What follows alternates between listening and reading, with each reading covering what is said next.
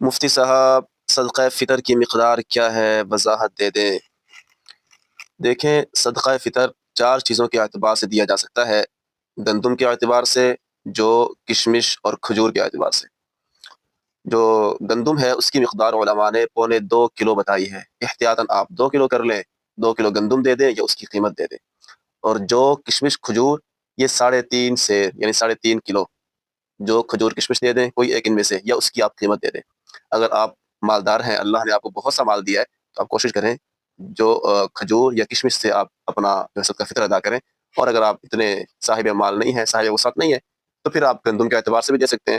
باقی ان کی قیمت آپ اپنے علاقے کے اعتبار سے لگوا لیں، ہر علاقے کا ریٹ تقریباً مختلف ہوتا ہے، قیمت لگوا کر آپ قیمت بھی دے سکتے ہیں، اور یہ اشیاء بھی آپ جو ہے صدقہ فطر میں دے سکتے ہیں۔ ایک شیر نڈر آیا، بے خوف و خطر آیا، میدان میں اب لوگو، میدان میں اب لوگو، شیخ الکل کا پسر آیا۔